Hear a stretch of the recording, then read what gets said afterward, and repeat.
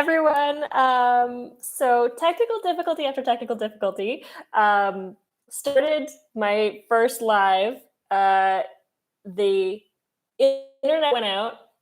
I got connected to Michael's like hotspot on his phone, but it looks like YouTube does it like that. Whatever that 10 minutes where I was talking got cut off, and then the whole video cut off anyway.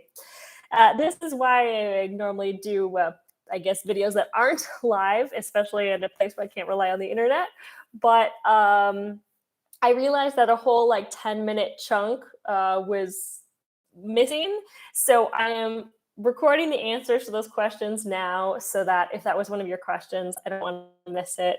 So I left off talking about drivetrains. So if you watched part 1 where I was talking about drivetrains and I cut off at like why I selected the 2x over the 3x, that's where I'm going to start. And then I'm going to go until where the video started again. And then that will be the next video, which I'll link below. Really sorry about that. But so to pick up where I left off, the reason I chose the 2x over the 3x was that 3x's just now I feel tend to be made not as high quality as like 1x's and 2x's as the kind of environment is shifting towards 2x's and 1x's. The 3x's don't tend to be as high quality, so they feel a little more clunky. And because like 3x's tend to be the kind of gold standard for around the world touring, right? Because they've been around for so long, and so the parts are really widely available. But I actually talked to a mechanic friend of mine who has bike toured across remote parts of South America and Africa, and he said that getting 2x's and 1x's, you might have to get to a big city and you might have to like order it in, but it's doable.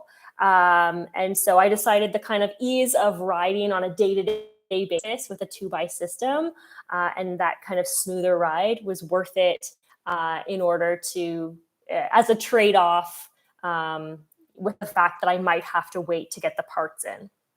So that's why I decided on 2x. And then that brings me to handlebars.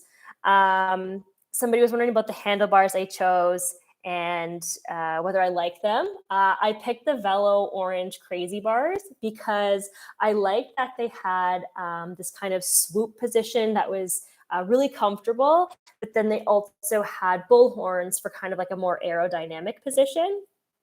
So far I'm really liking them. I still need to take them on a few more rides and some longer rides to make sure that my wrist is comfortable with them. But I like that I feel really controlled in the kind of wide position and that I also have a more aerodynamic position with the bull horns. So far I'm really liking them. Somebody did ask whether they were kind of felt too wide in traffic. They are quite wide, and so I might end up trimming the ends a little bit down the road, but I'll wait and see how they feel. And then there's a question about brakes, hydraulic or mechanical, and I ended up going with mechanical just for the ease of repair. The idea with hydraulic is that it's a closed system, and so you shouldn't have issues. But if I did, it would be possibly harder to get the parts to kind of repair or service that. And so that's why I chose the mechanical disc. But I definitely like the feel of disc brakes over rim brakes. I find them, I stop a lot more easily, especially with like a loaded touring bike. And the reason I chose the Spyres is that typically mechanical disc brakes, the way they work is that like one side comes over to meet this pad. Whereas with the Spyres, they actually activate from both sides, which I think is really cool to kind of bridge that gap to still be more serviceable than hydraulic, but to have that power for both sides. So that's why I ended up choosing the Spyres.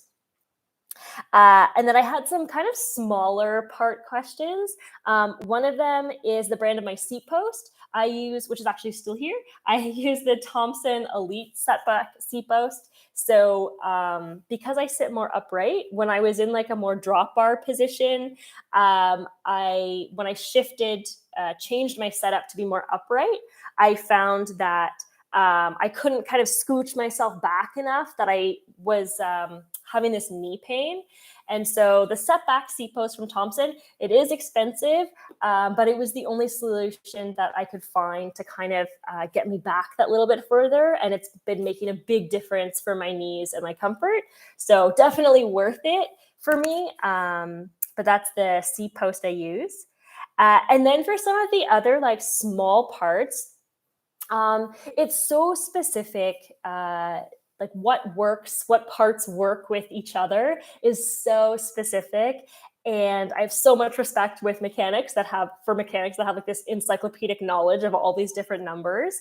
Um, but for any of those like specific parts, the best thing I can recommend is reaching out to the companies themselves. I had great luck reaching out to Surly and DT Swiss and Velocity, and just saying like, this is this part I have, will it work with this? Like, this is the frame I have, will it work with this?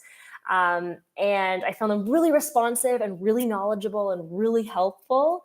And so I had a lot of luck with that. I also asked a lot in like Facebook groups and Reddit groups, and then ultimately ran everything by my mechanic to make sure that I had, picked out and purchased all the separate parts that would work together. So yeah, if you're curious about specific parts, I would definitely recommend utilizing those. And then I talk more about that in part 3 of the live series that I just did. It'll, at the top of the video, I'll say it's part 2, but it's not. This is part 2. And then I talk about the build in part 3. So really sorry for the confusion, but that's what happens when your internet goes down on a bike tour, and you got to be creative. So thank you for everyone that came to the live. I hope this choppy 1, 2, 3 live makes some sort of sense, and that I was able to answer all the questions. All right, and I'll put a link below for the next video if you want to hear more about the build process.